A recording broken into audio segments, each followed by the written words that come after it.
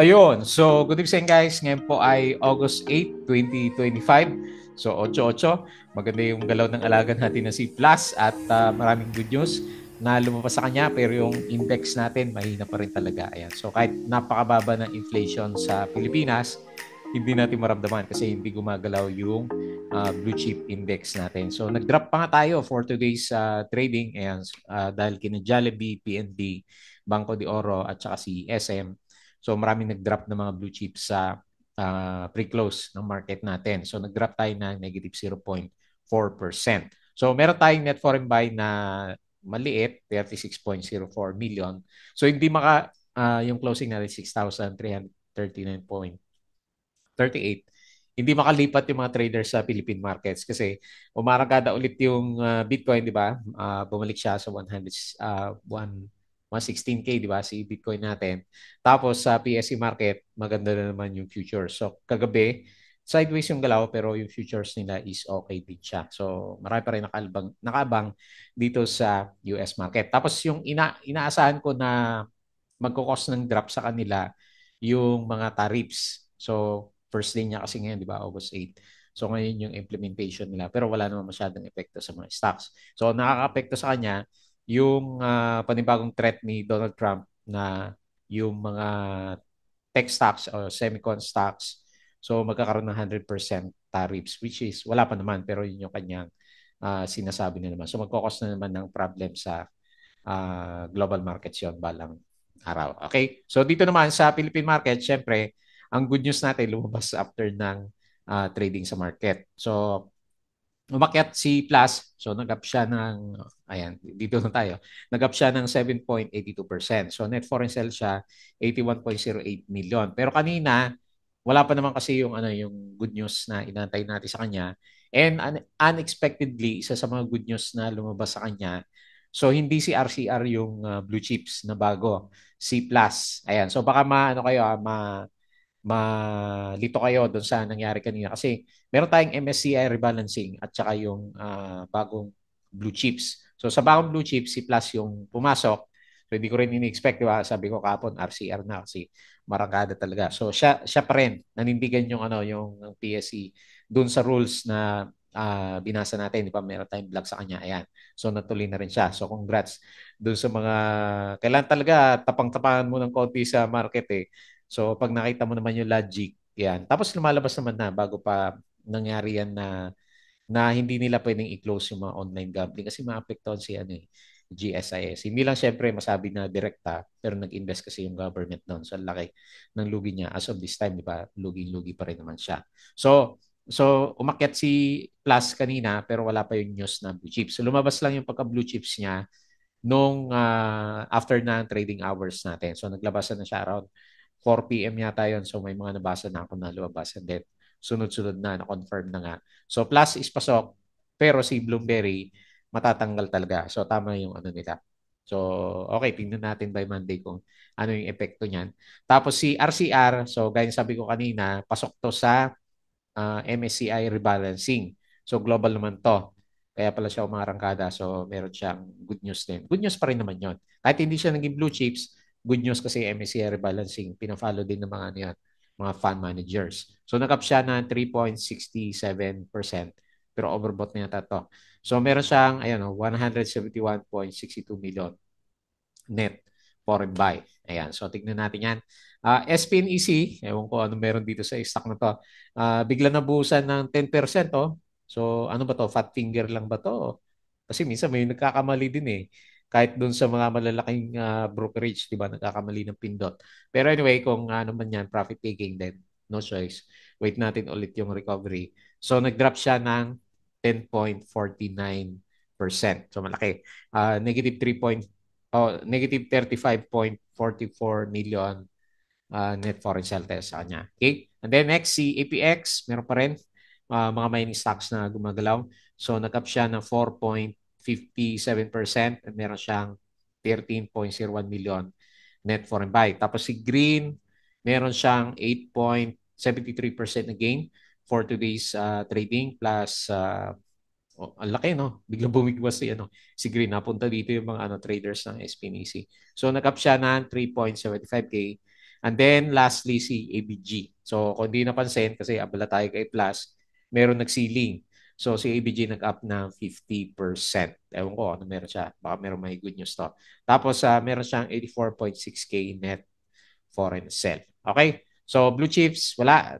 Dead yung mga alaga natin sa blue chips. Pero yung mga dito sa mid caps, small caps at saka si Plus. So meron naman tayong mga good news na pumalit sa kanya. Okay? So tignan natin kung ano nangyari sa mga trending stocks. Disclaimer guys, sa mga bago sa channel natin, as usual, yung ating review is for education purposes lamang po yan. So, wag mong gagamitin ito as a reason para mag-buy, sell, or hold ng stocks. Meron po kasing risk na involved sa market. Due diligence na lang po ha kung ano yung stocks yung gusto mong bilhin. And then, follow mo lang po ako dito sa ating Palawi Trader na YouTube channel. Subscribe ka lang para updated ka sa mga reviews natin or kung gusto mo join ka dito sa trading community. Ayan, si Plus, ayan, kasama sa listahan natin yan. Okay, and then yung mga kasama natin dito, kung gusto sumali sa group, ha. Tapos, sa mga nakasubscribe naman, yung mga regular viewers, maraming salamat po. Doon sa mga nagko-comments, so hina-heart ko na lang po yung mga message nyo, pero maraming salamat po doon sa mga nagko-comments. And yan, check mo na lang yung ating daily trending stocks review. So gawa din tayo mga review doon sa ibang stocks na siguro hindi natin mapag-usapan kung may time tayo over the weekends. Yung ibang doon sa MSCI rebalancing at saka itong nagsabay kasi PSE rebalancing din siya. Okay? So company reviews, mga sample trades sa market. Okay, nakatodo ka ba kay ano? Kay plus natin. Basic indicators, technical analysis. Ayan. So buti nila, hindi bumagsak, kundi yari yung port natin. Fundamentals, i-check mo na po yung ating mga sample videos, PSE Stock Market Studies. Okay? Tapos sa crypto, follow mo na po ako dito sa ating Palawi Trader. Crypto to. So ang problema natin dito sa crypto, ibaban ng SEC, hindi ko alam kung kailan, sina OKX, yung mga nakita ko, OKX, BitGet, sino pa. So lahat na ng pwedeng gamitin sa Pilipinas na trading is ibaban. So ewan ko paano nyo ma-access. Ayan. So dito sa Malaysia na-access ko pa si, si OKX. Ayan. Si Binance, kailangan mo na VPN. Ayan. Kailangan mo, hindi siya allowed sa, sa Malaysia. So ibang bansa lang siya allowed. Okay, so follow mo na lang po ako dyan. And then, dito sa ating uh, Facebook account na Palabi Trader para update dito sa mga posts natin or dito sa Facebook page. Yan. Check mo na lang po. Tapos sa Bodega Peak, yung mga articles natin. Okay, and then, wala pang summary si Philippine Stock Exchange. So, natuloy na si, possible ba mag blue chips? Natuloy na si, si DJ Plus. Ayan. So, kung hindi pa napanood yung video natin, andyan po yung link natin kung bakit natin pinanindigan si Plus. Ayan. Kaya dapat meron ka din kung basihan bakit mo paninindigan yung isang stocks natin. Hopefully, hindi na siya, kasi gap up naman kanina. Hopefully, hindi na siya, kasi may hearing pa rin naman, di ba? Hindi pa tapos.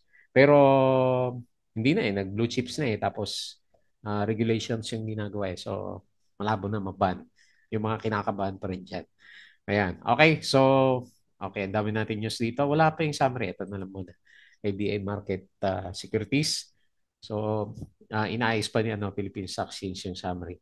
Ayan, so nanguna sa listahan natin si Ali, 2.82%, up GGS 1.55, SMPH Properties yung ngayon nabubuhay, 1.48%, Monde 1.39, Meralco 0.93, and GT Cap 0.77. So marami din nagberde. LPG ayan, berde pa rin. Tapos ang tinamaan si AGI, negative 2.83%. Bloomberry, ayan, expected natin may mga outflows yan kasi natanggal, negative 2.6%. Jollibee, negative 2.3%. SM, negative 1.85%. San Miguel Corporation, negative 1.52%. Ayan. So, maganda yung plano ni kung totoo yun, nabasa ko sa Facebook. Siya daw yung personal pera daw niya, yung gagamitin niya para maayos yung baha sa Manila. Ayan. So, hopefully matuloy yan. Ewan ko kung totoo yung news na yun or kinaption lang siya. Okay, so yung pinaka-summary ng market. And dito tayo sa mga news. Aboitiz Equity Ventures reported, kaya pala nag-oversold. 27% decline in the first half. Okay, medyo pangit na rin yung galaw. Manila Water first half profit jumps 15%. Maganda. Tapos, ito na yung pinaka-news. Ayan. So, pause natin to para makita nyo. So, pasok sa blue chip, si Plus, and then tanggal si Blue. Tapos may mga changes din dito. So, sa mining, natanggal si Benguet, and then pumalit si Lipanto at saka si OGP. Properties, wala. Natanggal. Services, tanggal si Lotto. Tapos holding firm si ATN, pinasok. Uy, ATN. Ano ba penny stock to? Holding stock. Tapos wala siyang tinanggal. Dinagdagan lang siya. Okay, so gawa tayo ng video niyan para makita natin yung mga galawan ng mga stocks yan later on. So meron na rin confirmation ni Ma'am April. So pasok si Plus, out si Bloomberry. Yung isa ano yun rebalance, MSCI. Sa global yun, hindi ito sa PSE talaga. Yung 30 na blue chips. Ayan. Yung mga nalilito. Kasi akala nila yung ano yung MSCI na unang lumabas na yung ano mga blue chips. Okay pa. So ito, price lang yan. Alas 12. Okay. So property pa rin, no? Ali LTG. Si Bloom, asa mo si Bloom? O, verde pa siya kanina, nung alas 12. Ayan. So nung malapit ng announce, nag-drop siya. Ano yan? Alas 12. Alas 2. Sana si Bloom. Hindi ko makita yung ano. Dito na siya. Namula na siya. So Ali pa rin at saka LTG yung mataas. Okay? So, Aboitiz Equity, mababa yung earnings. Alas 11, Ali pa rin at saka GGS. So, silang talaga hanggang sa closing ng market natin. Pizza. Okay.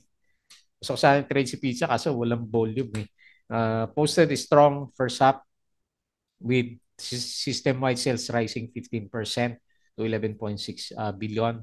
So, okay siya. CREC, in partnership with Security Bank, has secured a 4 billion project finance loan. Glencore to sell Philippine Copper Refinery Pasar to Villar lead firm for 155 million. Alasis, ali pa rin. CLI, 3 billion sustainability linked notes for BIS-MIN projects. Han Holding confirms 30 billion IPO stock. So, another kalaban ni Bloomberry.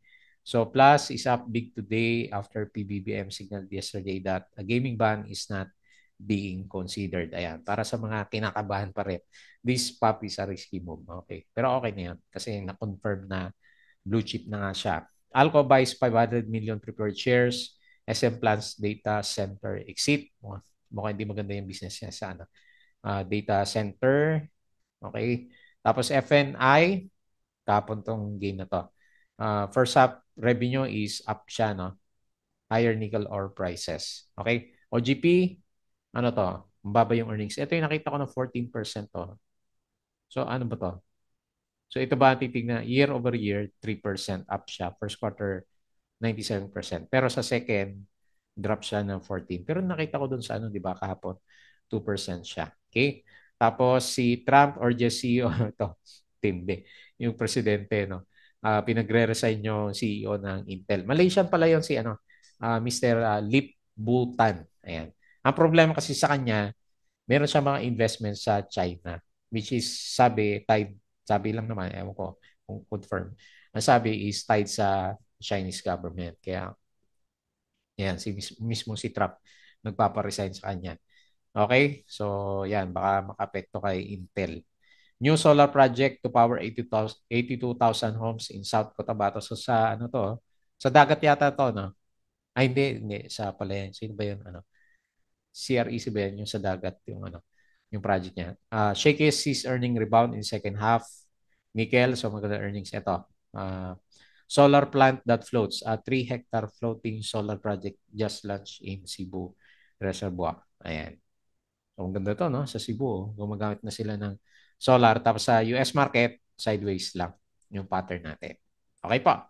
So, yun. Yung mga, yung mga galawan natin, tingnan natin. Si Plus, ako, excited ako sa Lunes. Ayan. So, guys, yung ating Patreon channel, yung mga gusto ng guide sa trading po sa market, kung ano yung trade natin yung stocks. So, nandito siya. So, kung sa mga guide, pwede ka pong sumali sa group natin. Pwede sa YouTube or dito sa Patreon po natin. Okay, so balik tayo dito sa index, sideways ulit kasi naglo-lower ano siya naglo-lower low yung index. Ano ba? Mayroon na tayong blue chips Ayaw pa rin gumalaw. O baka Monday kasi nga pala, na in-announce siya is after ng trading. So 6.2 to 6.5 pa rin and yun, kinakain niya yung bounce natin last Monday, Tuesday. So negative 0.4%, drop 6.3 and matamlay 36.04 million net foreign buy. Sideways. Super sideways yung ano.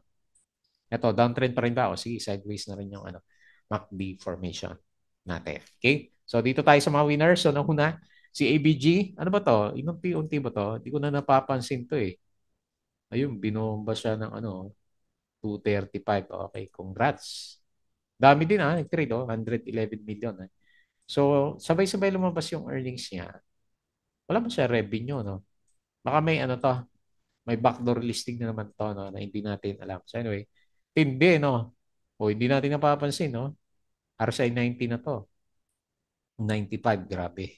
Si ABG. So 39.3 ceiling. Tapos si PES, ang daming gumalaw ng mga small caps, oh. Pinipitik 19%. Si walang volume. Si Green, ayan. Nabuhay ulit si Green, no? Bumalik. So 8.7. Si Plus, 7.82. So nasa yung kandila, yun. So nag-jump siya. So expect ko, gap up ulit by next week, hopefully. Cross fingers tayo sa mga holders. Tapos si APX, yun, no, nag-bounce sa MA 100, 4.57%. Tapos si RCR, o pa-overput na ulit. 3.67 up. Shell PH, ayun, orang ka do. Ayan. So 3.42% up. Si IS 3%. Ali 2.82 and MRC 2.38%. Okay, super sideways si ano, MRC natin. Next. So sa losers SPNEC, hindi ba to fat finger? Hindi siya fat finger. So alas dos ano siya. Kala ko okay na to kanina umaga eh. So ayan, may trap si SPNC 10.49%, tapos si Web minus 4.29. Ayan, makarangkada din to by next week. Syempre sa online gaming, Smart Ventures profit taking minus 3.28%. Bloomberry, so in-expect ko mag-drop pa. Baka mag-double bottom tayo sa tres. Minus 2.6%. And then lastly, DNL minus 2.41%. Ayan, mababa din yung earnings nito. Pero meron siyang 3% dividends. Okay. Pampalubag loob. So balik tayo dito sa index and silip tayo dito sa global markets. Okay. So based dito sa galawan, mukhang maganda ulit yung futures ng US.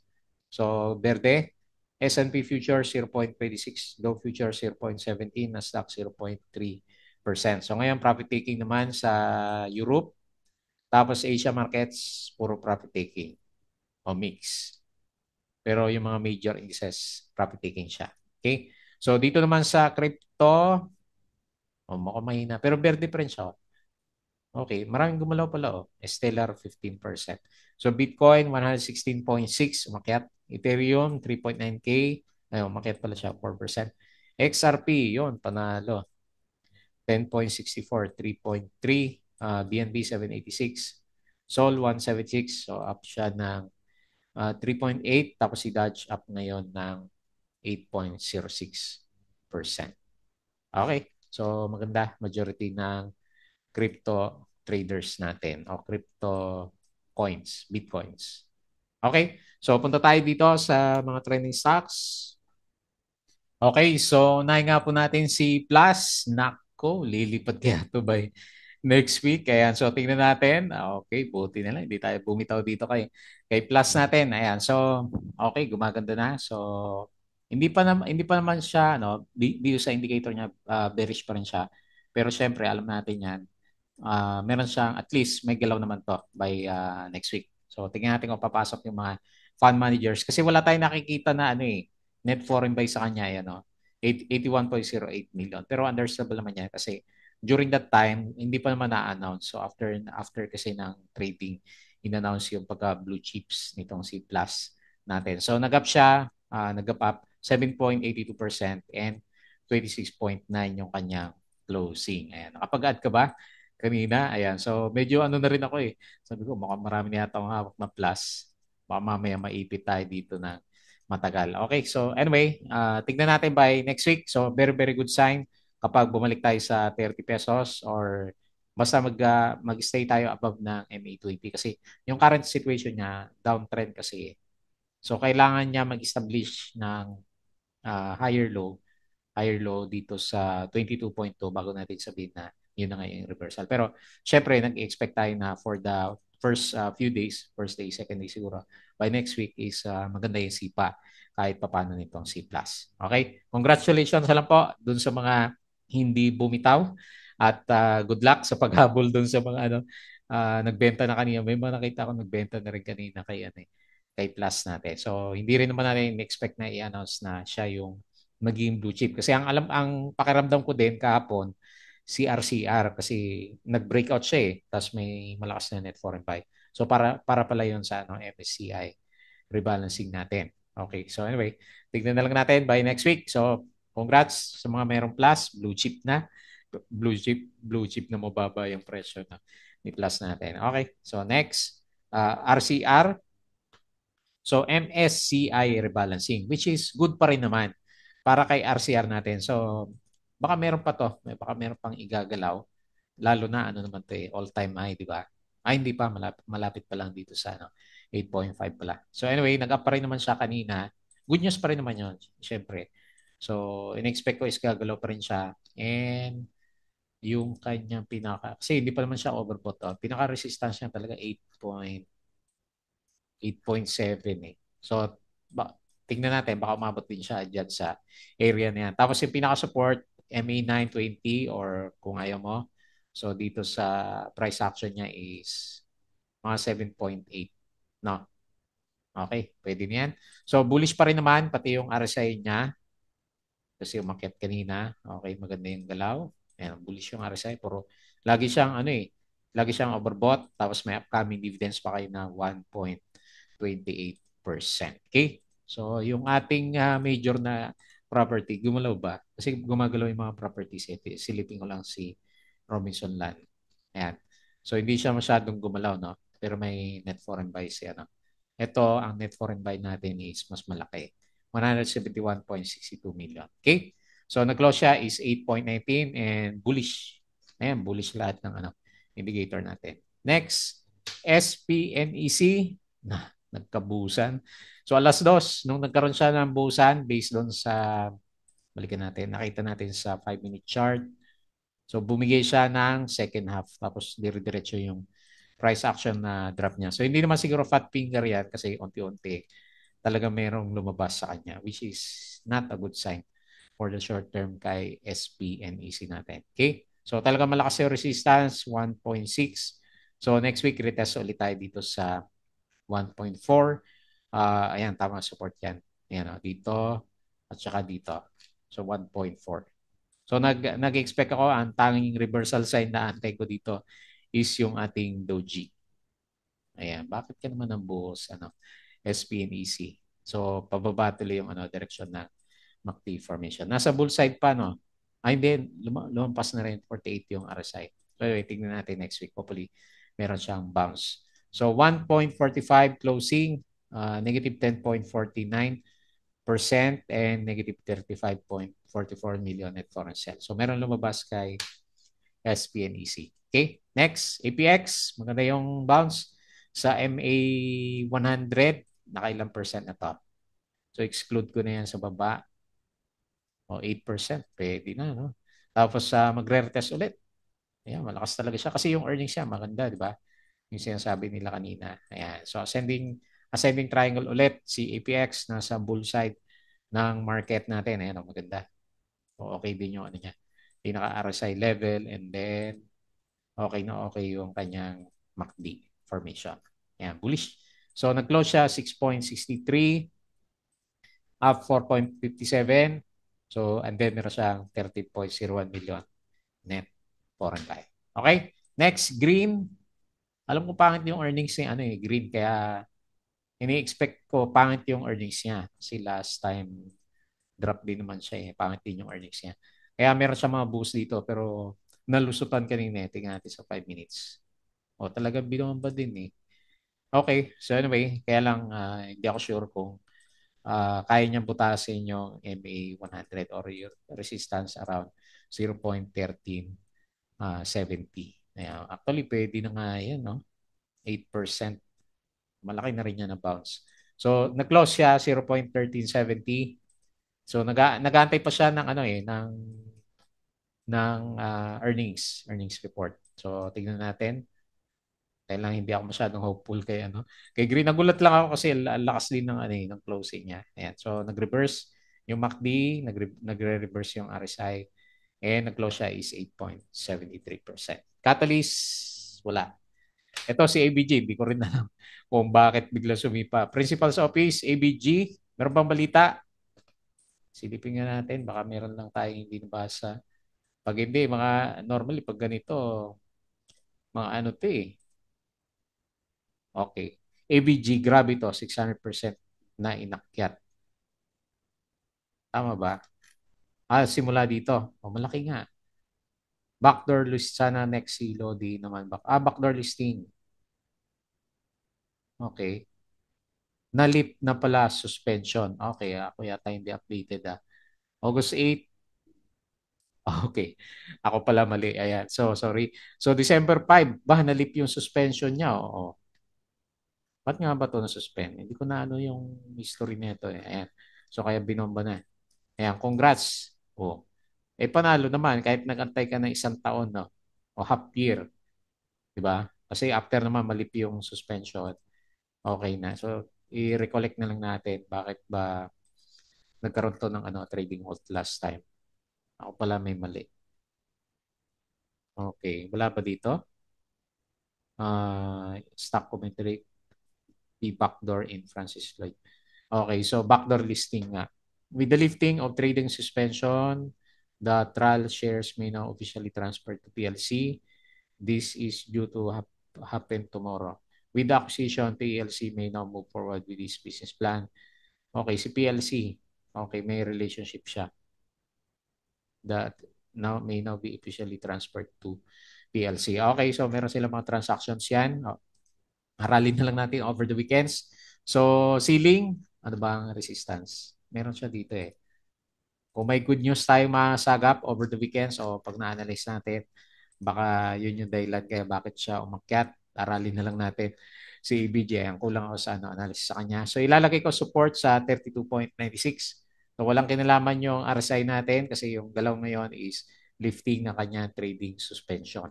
So nag-close siya is 50%. Okay? So next resistance for 6.38. Walang muna yung mga indicators na yan kasi sentimental yung galawan natin for today. Okay po. So yun lang muna yung ating review for this Friday. So maganda kahit pa paano. Buti na lang. Tiyaga natin si Plastic Asset. Kung babalik tayo sa 65 para sunduin si GSIS. Maraming galaw nito by next week. Okay po. So yun na lang muna. Hopefully wala munang ghost month.